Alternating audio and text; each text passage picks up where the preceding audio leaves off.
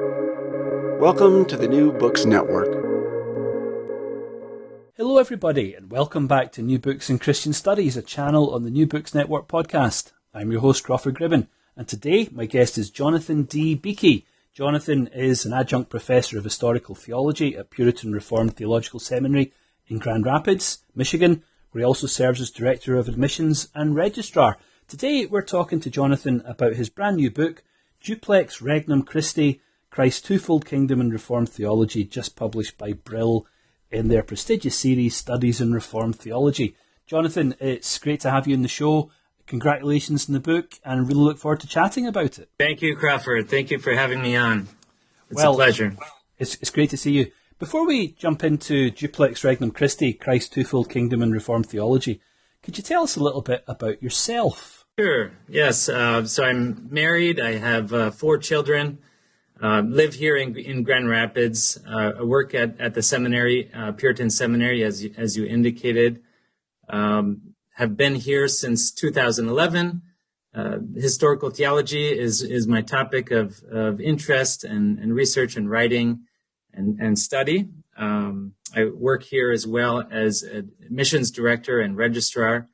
I grew up in Ontario, Canada, so I'm a Canadian, so please don't hold that against me.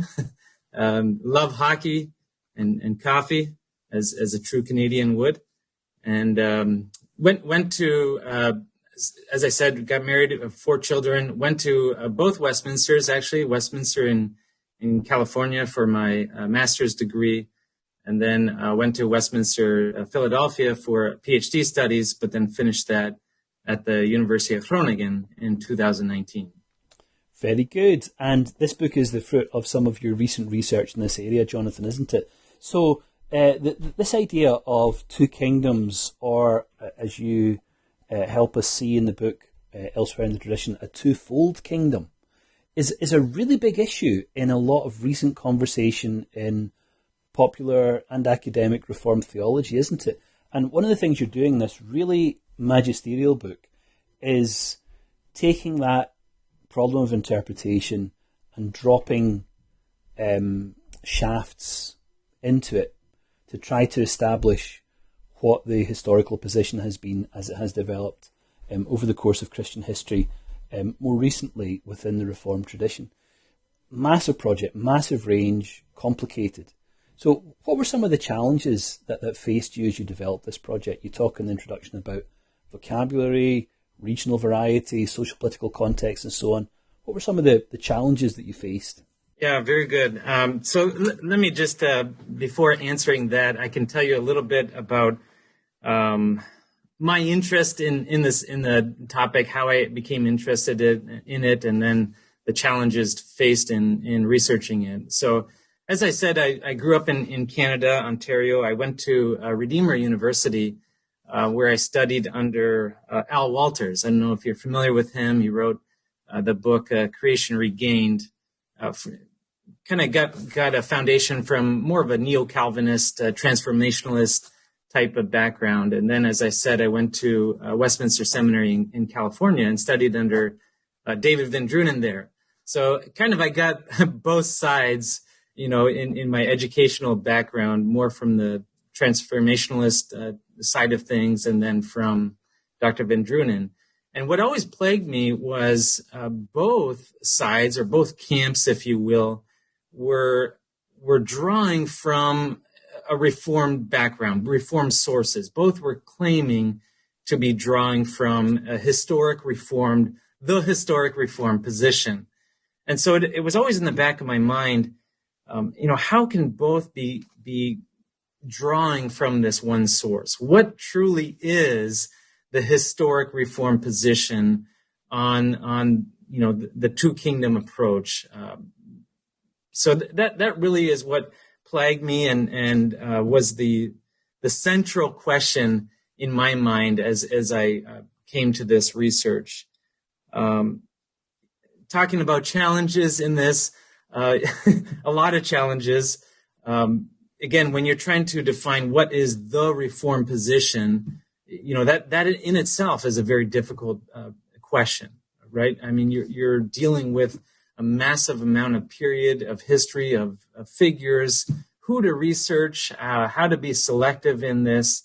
As you can tell from the book, I tried to, well, there's a large swath of time that I'm covering, from John of Chrysostom to Benedict Turretin. That's hundreds of years, right? So how do you bring this in a concise way, and how do you trace this historical progression of this doctrine over such a large period of time, and yet not be subject to the claim of cherry picking, right? Of selecting representatives just because they fit within what you want to discuss. So that was a massive challenge to me, as I'm trying to trace what is the Reformed position on this. And then as you indicated, in terms of terms and definitions, as they change over time, and how to relate that to the different contexts within which these terms were introduced, and what they meant and why. So those were significant challenges to me as well. And then also a third challenge, I guess, is how, as a historian, how I am to remain objective in this. Yes, I'm very interested in it personally, as I described from my educational background. But how do I, as a historian, how do I remain objective in this and give a true picture of what these representatives taught and why they taught that? So yes, I tried to remain objective in it, and yet in the concluding chapter, how to bring this to bear on systematic reflections of the twofold kingdom today. Yeah, so those, I guess, would be the three challenges. Yeah, good. Well, maybe come back to that last one towards the end of the conversation, Jonathan, when we think about the impact of the work.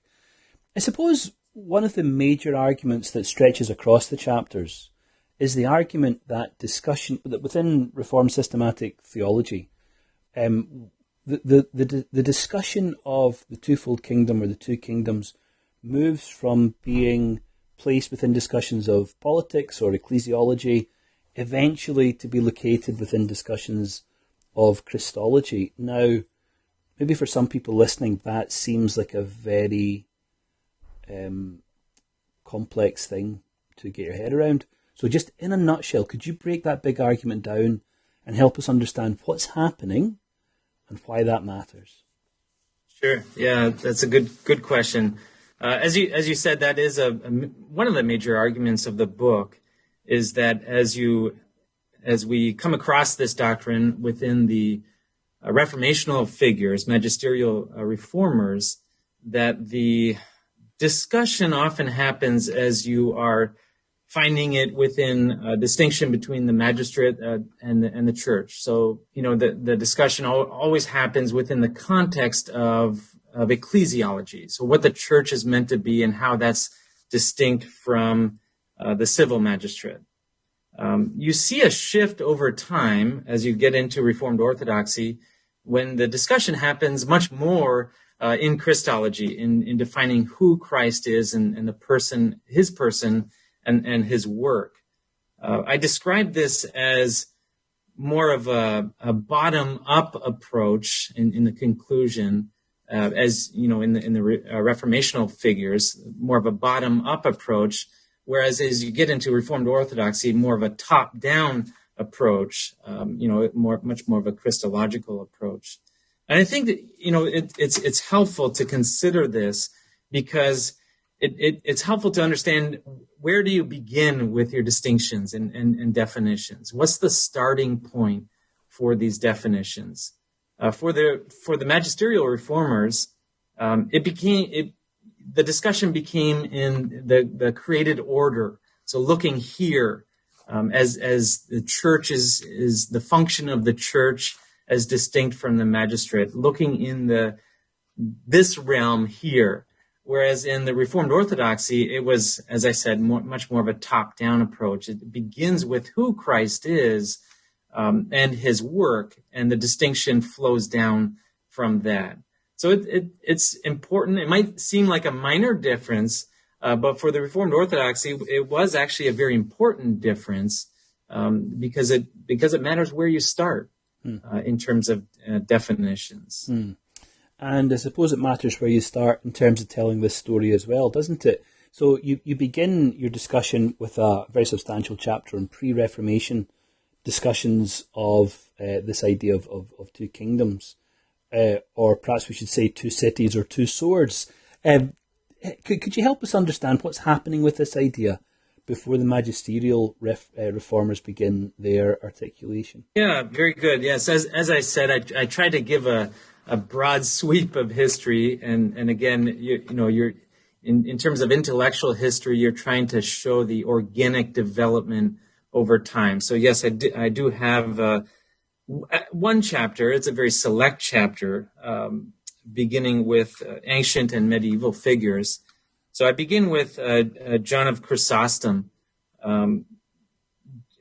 Prior to Augustine, John of Chrysostom was actually picked up by Reformed Orthodox figures in his distinction. And interestingly, in his comments on 1 Corinthians 15, in his language of, how did I describe it? A kingdom of creation and a kingdom of approbation. So interestingly, 17th century Reformed Orthodox figures picked up on his language and his exegesis of 1 Corinthians 15 in their defense of a twofold kingdom. So they're looking for ancient and early church fathers to support their doctrine.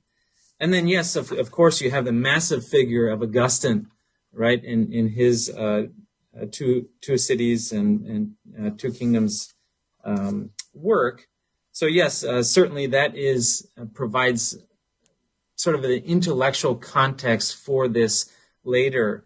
And interestingly, for Augustine, he gives a much more of an eschatological approach to this. That was, very much part of, the two kingdom approach.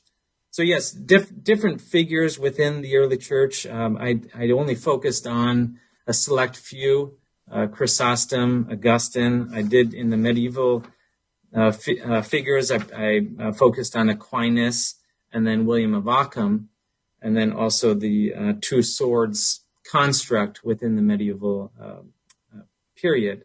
So yes, it doesn't have the specific terminology of the Reformed Orthodox, which was much more systematic and refined in their precise definitions.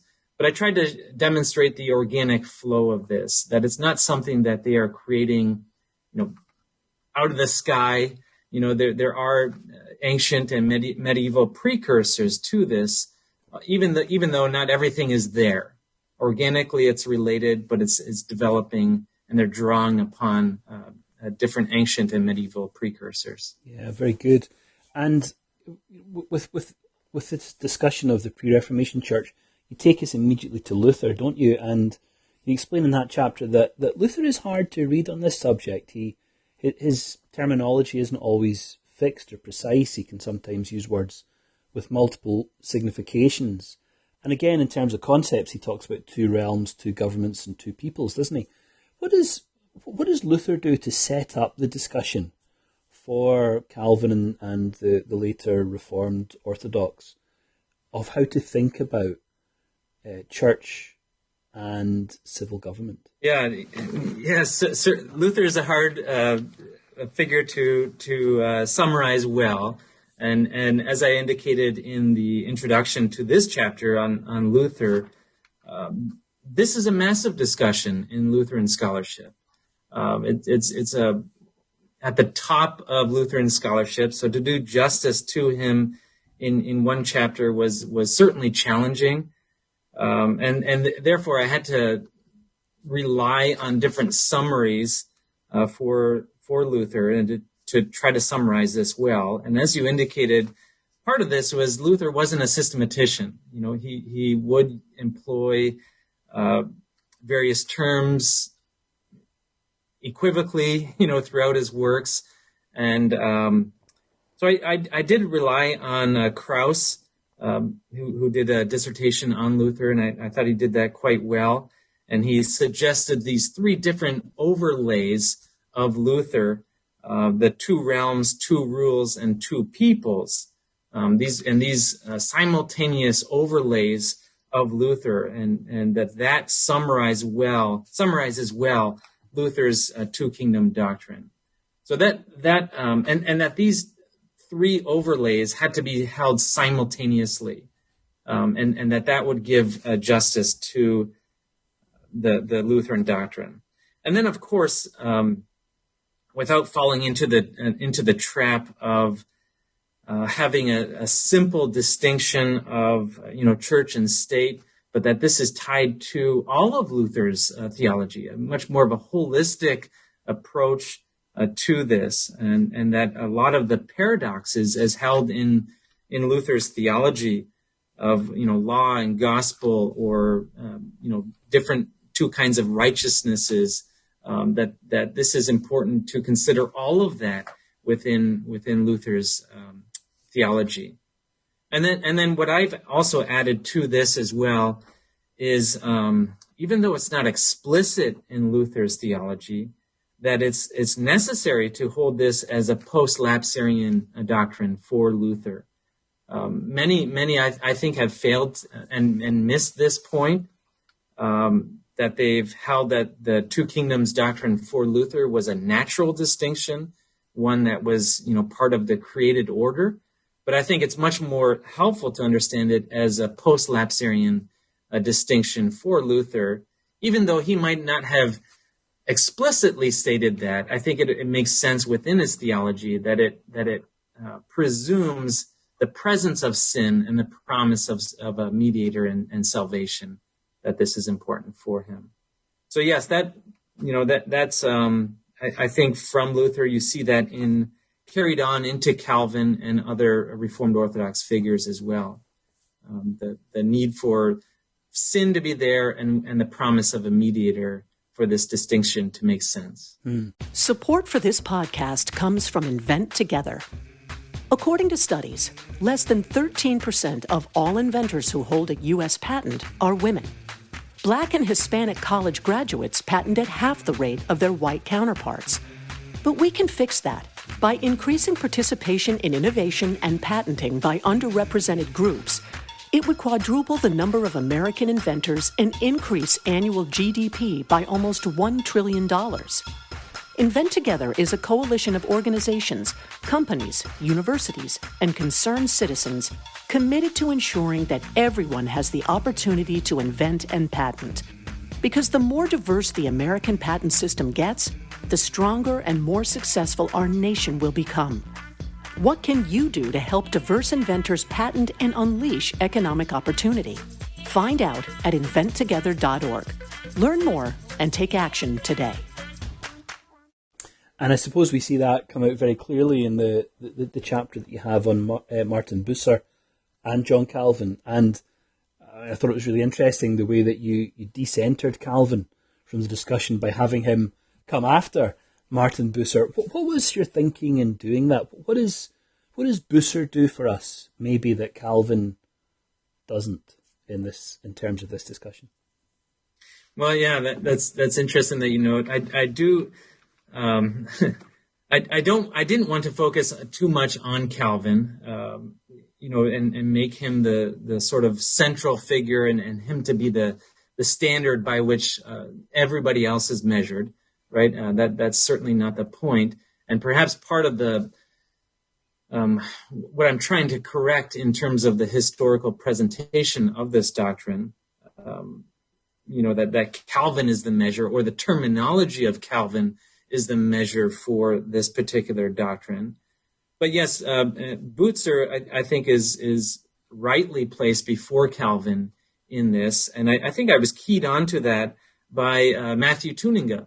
Matthew Tuninga's work, very monumental work on Calvin and the two kingdoms. And he indicated, as I noted in my book, that Calvin has to be understood within the context of Bucer's work on the De Regno Christi, and that was very formative for Calvin. So I relied on Tuninga's work for that. And what's the distinction in that chapter, Jonathan, between a two-kingdom theology or a twofold kingdom theology? What's that all about? Right. So yes, I did note as well the importance of the singularity or the plurality of terms. So from Calvin on, you actually have an indication of a singularity, the twofold kingdom, as opposed to two kingdoms in the plural. Two kingdoms in the plural is much more of a Lutheran term. Luther, in fact, used a plurality of terms as opposed to Calvin. So from Calvin on, even into the Reformed Orthodox period, you have the indication of a duplex regnum, the emphasis on the singularity there. And I think that that's indicative of, well, it's not as catchy of a term as two kingdoms theology to say twofold kingdom theology. It's much more of a mouthful.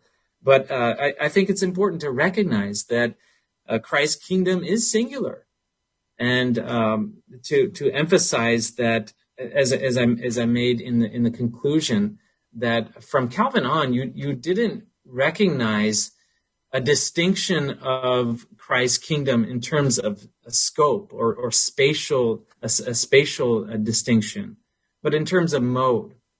That to me is a significant difference in the history of this scholarship, that the Reformed Orthodox, especially, and I think drawing from Calvin and others, that they never distinguished a plurality of kingdoms in Christ. It's a universal kingdom, and yet there is a distinction between the kingdom that he administers as the Son of God and the kingdom that he administers as God-man.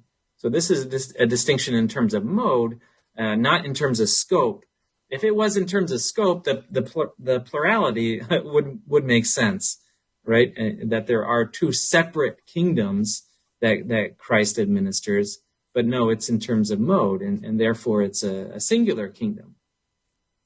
Now, so yes, it's Calvin is often criticised, isn't he, Jonathan, for the way in which sacred and civil government operated in Geneva. I'm thinking, of course, of a very famous execution. Do you think that Calvin's practice was always consistent with his ideas of the relationship between the two parts of the single kingdom of Christ? Yeah, I do deal with that in a smaller section in the book. I call it chapter 4, section 5, Calvin's twofold kingdom, consistent or confused application. And so I detail this a little bit in the book. I don't deal with it extensively, but as you rightly note, this is certainly one of the critiques that's leveled against him. Was he actually consistent in the application of this doctrine? And I give various representatives who do say, yes, he was inconsistent in his approach. And yet I tried to moderate that a little bit with saying, yes, he did have this. Again, I draw on Matthew Tuninga as well for to some degree of this in his defense of Calvin in the two kingdoms. But it makes a little bit more sense as I understand. You mentioned his execution of Servetus, but it's interesting to note that Calvin did believe that even heretics such as Servetus erred in two ways. They erred both against the king, God's representative, and they erred against theology as well. So even if Calvin defended the execution of Servetus, he did so in a sense defending, his execution of this, because Servetus was going against God's appointed representative. And so this was a civil matter as much as it was a theological matter as well. So I'm not arguing that Calvin was consistent in all matters, and yet he tried to live by that distinction even in this particular execution. Interesting. I thought one of the really interesting ways in which the book was organised, Jonathan, was the way in which in the latter half of the book you focused on 3 representative locations, Leiden, Geneva, and then Edinburgh, as ways to show how in different social, political contexts, Reformed thinkers were developing these ideas with particular kinds of emphases. And I suppose in the chapter on Leiden, your discussion of Franciscus Junius was especially fascinating because you emphasised that it was Junius who, as far as we can tell, was the first to make the distinction not just between ectypal and archetypal theology, but also between the essential kingship of Christ and the mediatorial kingship of Christ. Again, could you just break that down a little bit and tell us what is the essential kingship of Christ? What's the mediatorial kingship of Christ? And then how did this begin to feed into the tradition as it developed? Yeah, good. So yes, as you say, so in part 2, I transitioned to the Reformed Orthodoxy, and again trying to demonstrate both the continuity and discontinuity from the Reformation period to Reformed Orthodoxy. And again, part of the challenge, as I indicated before, was how to slice up this history, right? How to give a good handle of this history. And so I drew on what's called institutional history, trying to look at these 3 representative centers as a good way of trying to give a handle of what Reformed Orthodoxy taught on this, and focused on these 3 centers, Leiden, Geneva, and Edinburgh. Again, part of the reason why I focused on these 3 centers was to give a different political context for each of Reformed Orthodoxy. So focusing on 3 different cities within 3 different political contexts. And then, of course, you have to, again, narrow it down a little bit more and then focus on representative figures who taught at these particular institutions. So yes, I did focus on Junius as one representative from Leiden, an early representative who taught there, and looked at Junius, who's known for his De Vera Theologia and his archetypal distinction. That's part of what he's well known for. And what I found was that he may have been, to my knowledge, the very first to use this precise distinction in terms of the twofold kingdom of Christ.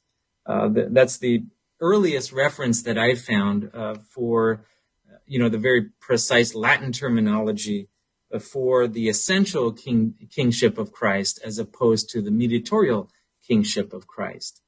And what from Junius and the whole of Reformed Orthodoxy, what they meant by that is an essential kingship of Christ is that kingship of Christ that he exercises as logos. It's essential to him as second person of the Trinity. This is very distinct from the mediatorial kingship of Christ, that kingship that is given to him as God-man. And you think, well, how are they getting this? Where's this coming from? Where's this terminology coming from?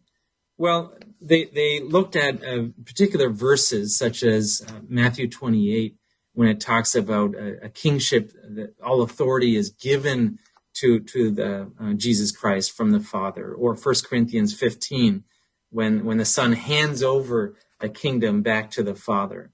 What kind of kingdom is that, or kingship is that referring to? And that's where the Reformed Orthodox came up with this distinction between an essential kingship and a mediatorial kingship. So anytime that it's talking about a transfer of power or authority, that's referring to this mediatorial kingship that Jesus Christ holds as God-man and as mediator on behalf of his people. Interestingly, the context for this is they're coming up to the Socinians. The Socinians have criticized the Reformed and are arguing for the subjugation of the Son to the Father based on verses such as this, for 1 Corinthians 15 or Matthew 28, when it's talking about the Son receiving power from the Father. Well, what does that mean? Does that mean that the Son is less than the Father, right? That authority is not essential to the Son. Well, this is the context, the polemical context within which these terms have become important. Something very different than what the Reformed have struggled with. These terms are not there within that context. And so, yes, as far as I know, Junius is the first one to have brought this precise terms to the forefront. Yeah, brilliant. Well, if we could move the discussion to the Edinburgh location of Edinburgh in Scotland, Jonathan. I thought there your reading of David Dixon's work was incredibly insightful. And again, you emphasise what made Dixon distinctive was that he, along with many other Covenanters, I suppose, were arguing that while Christ's kingdom was twofold, the civil magistrate had responsibility to impose upon their subjects both tables of the law. How distinctive was that position within the tradition as a whole? Yeah, very good. So, yes, Dixon was an interesting figure to cover, as well as the other representative covered in Edinburgh was John Sharp, somebody less known than David Dixon, but both were certainly interesting to cover. But as you say, yes, Dixon, I focused on him, and actually quite forcefully, he indicates that the magistrate is to enforce both tables of the law. This is something that doesn't ring very true in the modern ear. If I just quote this from page 212 of the book, if then the magistrate may punish evildoers who offend against the second table and force and compel them to obedience by the sword of justice, which God hath put into his hand, much more may he punish idolaters and blasphemers who offend against the first table. That's not something that is very common in our context. But I don't think that this was a very uncommon position amongst the Reformed Orthodox, in fact. Actually, the majority position for the Reformed Orthodox was that the magistrate was to uphold both tables of the law. Again, with clear distinctions, however. Even Dixon, I think, would argue, like many of the Reformed Orthodox, that cura religionis is proper to the duty of the magistrate only. So the things about religion, not the things vital to the essence of religion, but only the things that circumvent, I guess, religion. So in that sense, they're still upholding the twofold kingdom distinction, even while holding to this what may seem very strange to the modern ear, that the magistrate is to enforce very forcefully both tables of the law. Well, that and much more, Jonathan, you develop in this brilliant new book, Duplex Regnum Christi, Christ's Twofold Kingdom and Reformed Theology, just published by Brill in the Studies in Reformed Theology series. We've taken up a lot of your time today, but it's been great to talk to you about the book, Jonathan. Before we do wind up the conversation, could you tell us what you might be working on next? Yeah, good. I am working on an introduction to Francis Turretin. That's one of the figures that I deal with as well in this book. His 3 volumes are actually going to be published in Portuguese. They're translated now into Spanish. So I have the task of writing an introduction and overview of his works, and then that will be appended in the introduction to this Portuguese translation of his 3 volumes. So that's my next project. Very good. That sounds fascinating. Well, Jonathan, thanks for coming on to the show today. Thanks for writing this book, and thanks for being willing to talk about it. Thanks for your time and take care. Thank you, Crawford. Thanks for having me. And thanks to everyone else for listening in today. I'll see you next time on New Books in Christian Studies, a channel on the New Books Network podcast.